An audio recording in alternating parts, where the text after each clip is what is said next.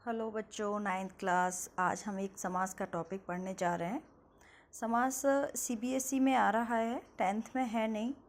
और CBSE syllabus के according ये समास है। वैसे हर क्लास में और हिंदी ग्रामर में समास का टॉपिक हम अवश्य रूप से पढ़ते हैं। ठीक है, तो ये स्पेशली मैंने नाइन्थ क्लास हिंदी सीबीएसई के लिए किया है, बट ये हम सभी क्लास के लिए भी पढ़ सकते हैं। बहुत संक्षिप्त तरीके से समझाया है इसको। समास सम धन अश। समास संक्षेप करना। सम अश, पहले आपसे पूछे सम अश यानी समास का मतलब क्या है, समास होता क्या है।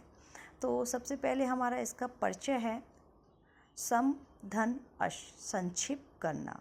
दो या दो से अधिक शब्दों का अपने विभक्ति चिन्हों को छोड़कर एक नया शब्द बनाना क्या होता है, संक्षिप्तीकरण होता है, और वो समास कहलाता है। इसमें विभक्ति का प्रयोग नहीं होता है।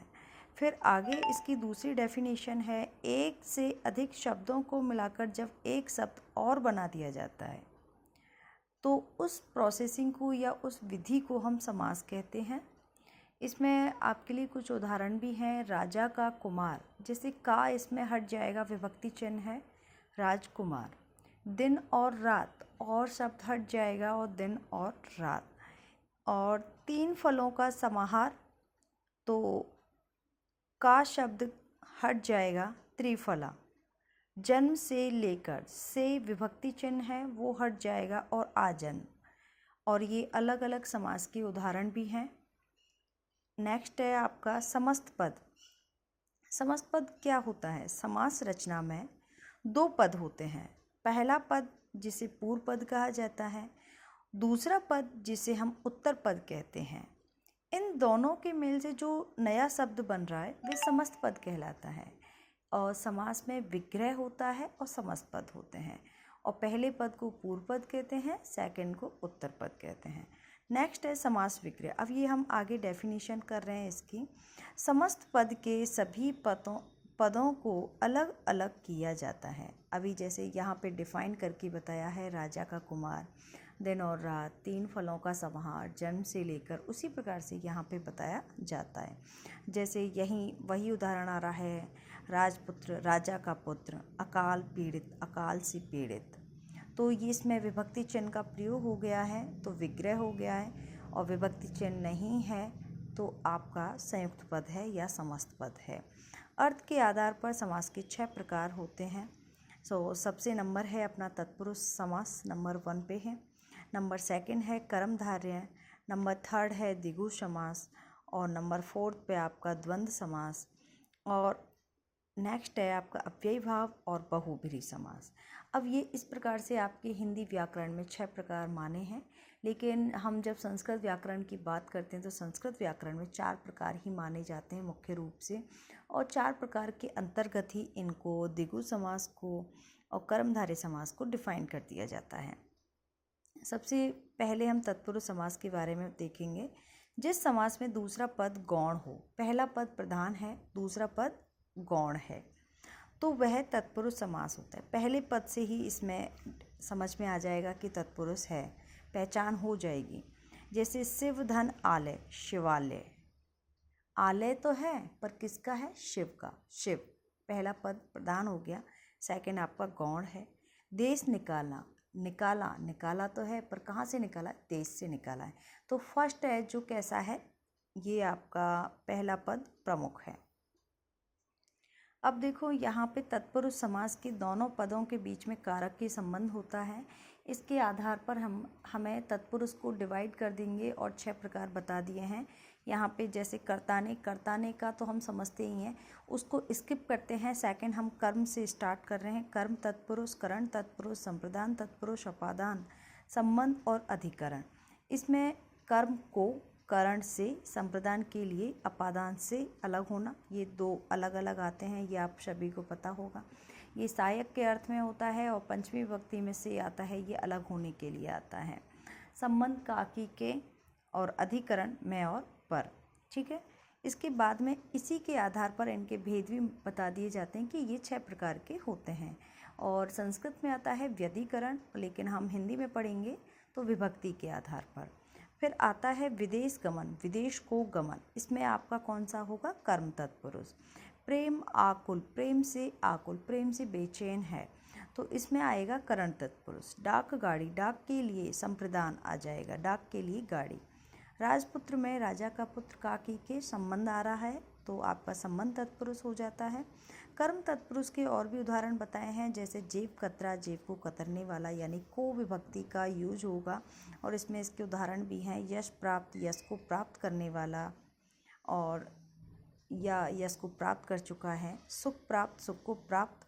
गगनचुंबी, गगन को चूमने वाला। परलोक गमन, परलोक को गमन करने वाला या परलोक गमन कर चुका है। स्वर्गगत, यानी जो काम हो चुका है, स्वर्ग को गया हुआ। तो ये आपका कर्म तत्पुरुष होता है। नेक्स्ट है आपका करण तत्पुरुष प्रेमाकुल, प्रेम से आकुल, ये आपका संयुक्त पद है, ये विग्रह है। ये विशेष ध्यान रखना है कि कैसे इनको विग्रह करना है, कैसे संयुक्त पद बनाना है। कष्ट साध्य, कष्ट से साध्य है। रेखांकित, यानी यहाँ पे ये दोबारा आ गया है, रेखा से अंकित। हाँ जी, अब देखिए यहाँ पर रेखा से अंकित हो गया है। प्रेमातुर, प्रेम से आतुर। गुणयुक्त, गुणों से युक्त। हस्तलिखित, यानी ये हैंड राइटिंग बोलते हैं, जो हाथ से लिखित। विरहाकुल, विरह से आकुल। मदमस्त, मद से मस्त। तुलसीकृत, तुलसी के द्वारा कृत। शोकाकुल, यानी शोक से कुल। ठीक है, तो ये हमारे आपके तृतीय तत्पुरुष के उदाहरण हो गए, यानी संस्कृत में तृतीया बोल सकते हैं, लेकिन हम जब हिंदी में बात करेंगे तो करण तत्पुरुष हो गया। उसी प्रकार से आगे और भी उदाहरण हैं करण तत्पुरुष के। भयग्रस्त, भय से ग्रस्त। मनचाहा, मन से चाहा। बाढ़ पीड़ित, बाढ़ से पीड़ित। स्वरचित, स्व द्वारा रचित। और ये अपना संप्रदान कारक है, संप्रदान कारक में के लिए। मार्ग व्यय, मार्ग के लिए व्यय, जो मार्ग के लिए व्यय किया है, के लिए वाले उदाहरण हैं इसमें। रसोई घर, रसोई के लिए घर। माल गोदाम, माल के लिए गोदाम। आराम के लिए कुर्सी, आराम कुर्सी। दान पेटी, दान के लिए पेटी। पूजा के लिए घर, पूजा घर। सत्य के लिए आग्रह, तो ये आपका सत्याग्रह हो गया। दान के लिए पात्र, दान पात्र हो गया। डाक के लिए गाड़ी, डाक गाड़ी हो गया। अब देखो इसमें, हाँ, ये अपना क्लियर हो गया है। और के लिए, से और को। नेक्स्ट अपना ये अपादान आ रहा है, ये से, ये अलग होने के लिए आता है, यानी एक वृक्ष से पत्ती अलग हो रही है, घर से आप बाहर जा रहे हो, विद्यालय से आप बाहर जा रहे हो, ऐसे उदाहरण आएंगे, यानी अलग होने के लिए। कर्म से हीन, जो कर्म नहीं करता है वो कर्म से हीन है, कर्महीन। पद से च्युत, किसी को सस्पेंड कर देते हैं, पदच्युत कहलाता है, पद से च्युत। कार्य से मुक्त हो जाता है, कार्य मुक्त कर देते हैं, भार मुक्त, कार्य मुक्त। विद्याहीन, यानी विद्या से रहित है व्यक्ति। नेत्रहीन, नेत्र नहीं है, नेत्रों से हीन है। धन से हीन, धनहीन। ऋण मुक्त, ऋण से मुक्त। धर्म भ्रष्ट, धर्म से भ्रष्ट। और नेक्स्ट है अपना संबंध कारक काकी के। राजकुमार, राजा का कुमार यानी बेटा। राजपुत्र, राजा का पुत्र। जीवन साथी, ये जीवन का साथी। इसी प्रकार से हमारा आगे भी उदाहरण है। घुड़दौड़, घोड़ों की दौड़। राष्ट्रपति भवन, राष्ट्रपति का भवन। सिर का दर्द, सिर दर्द। मृत्यु का दंड, मृत्यु दंड। प्राणों का नाथ, प्राणनाथ। कनक का घट, कनक घट। तो ये हमारे ऐसे कंप्लीट हो गया है। ये आपको खुद को डिफाइन करना है, रीड करना है। नेक्स्ट है अपना अधिकरण तत्पुरुष। मैं और पर वाले उदाहरण आते हैं, जैसे मैं घर में रहता हूँ, मैं छत पर हूँ, ऐसे। वह घोड़े पर जा रहा है, पर, मैं, इनका सही यूज होना चाहिए। जग बीती, जग पर बीती। शरणागत, शरण में आगत। पुरुषोत्तम, पुरुष में जो पुरुष, जितनी भी पुरुष हैं, पुरुषों में जो उत्तम है। कला निपुण, कला में निपुण। व्यवहार में कुशल, व्यवहार कुशल। सिर में दर्द, अब देखो सिर का दर्द होगा तो संबंध में जा रहा है, और सिर में होगा तो सप्तमी में आ रहा है। दही बड़ा, दही में डूबा हुआ बड़ा। तो ये हमारा संबंध तत्पुरुष हो गया। तो थोड़ा सा देख लेना, जो दो दो उदाहरण हो रहे हैं, जो दो कारकों को क्रॉस कर रहे हैं और दो उनमें आ रहे हैं, और उनको थोड़ा सा देखना होगा ऑप्शन के अकॉर्डिंग कौन सा राइट है या कौन सा रॉन्ग है। कारकीय संबंध रहित समास तत्पुरुष समास होते हैं। जैसे तत्पुरुष, अब ये तो कारकों का तो हमारा क्लियर हो जाता है। उसके बाद में कारक के अलावा भी तत्पुरुष के अन्य भेद भी बताए हैं। जैसे नई तत्पुरुष, इसमें नेगेटिव आएंगे, नेगेटिव जितने भी उदाहरण होंगे वो नई तत्पुरुष में आएंगे। कर्मधारय में इसमें उपमेय, उपमान, विशेष्य और विशेषण का प्रयोग होता है। द्विगु जिसमें संख्यावाची होता है पहला शब्द, सेकंड आपका समूह या समाहार से व्यक्त किया जाता है। इस तरीके से ये मैं आपको डिफाइन कर देती हूँ और ये समास वाला टॉपिक आपका शायद क्लियर हो गया होगा। और आगे नेक्स्ट मैं बताती हूँ इसका। तत्पुरुष व्यधिकरण अपना कंप्लीट होता है, विभक्ति वाला कारक कंप्लीट होता है। इसके बाद में जो दूसरे भेद हैं या अन्य भेद हैं वो नेक्स्ट वीडियो में मैं अपलोड करूँगी।